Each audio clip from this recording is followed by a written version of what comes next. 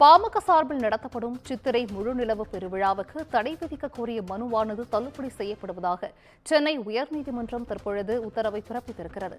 கூடுதல் விவரங்களை தலைமைச் செய்தியாளர் சிவா வழங்கிட கேட்கலாம். சிவா, வணக்கம். இது குறித்தான முழு விவரங்கள். பாமக சார்பில் நடத்த உள்ள சித்திரை முழுநிலவு பெருவிழாவுக்கு அனுமதி வழங்கக்கூடாது என தொடர்ந்த மனுவை தள்ளுபடி செய்து சென்னை உயர்நீதிமன்றம் உத்தரவு பிறப்பித்திருக்கிறது. செங்கல்பட்டு மாவட்டம் மாமல்லபுரம் அருகே வரக்கூடிய 11ஆம் தேதி பாட்டாளி மக்கள் கட்சி மற்றும் வன்னியர் சங்கம் இணைந்து நடத்தக்கூடிய சித்திரை முழுநிலவு பெருவிழா நடத்தப்பட இருப்பதாக ஏற்கனவே அறிவிக்கப்பட்டிருக்கிறது. அதற்கான ஏற்பாடுகளும் செய்யப்பட்டிருக்கூடிய நிலையில் இந்த நிகழ்ச்சிக்கு அனுமதி வழங்கக்கூடாது என வடநெம்மொழி பஞ்சாயத்து தலைவர் பொன்னுரங்கம் சென்னை உயர்நீதிமன்றத்தில் ஒரு மனுவை தாக்கல் செய்திருந்தார்.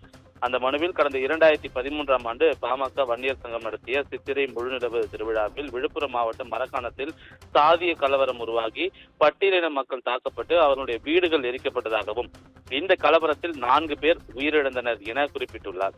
இந்த நிகழ்வுக்கு பின்னு சித்திரை முழுநிலவு கூட்டத்தில் அரசு அனுமதி அளிப்பதில்லை என்றும், இந்த நிலையில் தான் திருப்பூர் தாலுகாவில் திருவிடந்தை நித்திய பெருமாள் கோவிலுக்கு சொந்தமான 18 ஏக்கர் நிலத்தில் பாமக சார்பில் சித்திரை முழுநிலவு கூட்டம் நடத்துவது, அதே போன்று வடநெம்மொழி பஞ்சாயத்து பகுதியில் மக்களுக்கு பாதிப்பை ஏற்படுத்தும் என்றும், பொதுமக்களுடைய பொது அமைதிக்கும் சட்டம் ஒழுங்கு பிரச்சனையும் உருவாகக்கூடிய ஒரு சூழல் இருப்பதால் இந்த சித்திரை முழுநிலவு இளைஞர் பெருவிழாவுக்கு அனுமதி வழங்கக்கூடாது, அதற்கான தடை விதிக்க வேண்டும் என்று அந்த மனுவில் கோரப்பட்டிருந்தது. மேலும் சித்திரை முழுநிலவு கூட்டத்திற்கு அனுமதி வழங்கக்கூடாது என வடநெம்மொழி பஞ்சாயத்து கூட்டத்தில் தீர்மானமும் நிறைவேற்றி இருப்பதாக அந்த மனுவில் தெரிவிக்கப்பட்டது.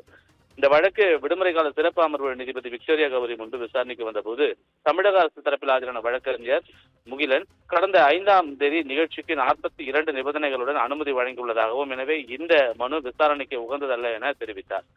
இதனை பதிவு செய்து கொண்ட நீதிபதி ஏற்கனவே நிகழ்ச்சிக்கு அனுமதி அளிக்கப்பட்டுள்ளதால் அனுமதி வழங்கக்கூடாது என உத்தரவிட முடியாது என தெரிவித்து அந்த மனுவையும் தள்ளுபடி செய்து ஒரு உத்தரவு பிறப்பித்திருக்கிறார்.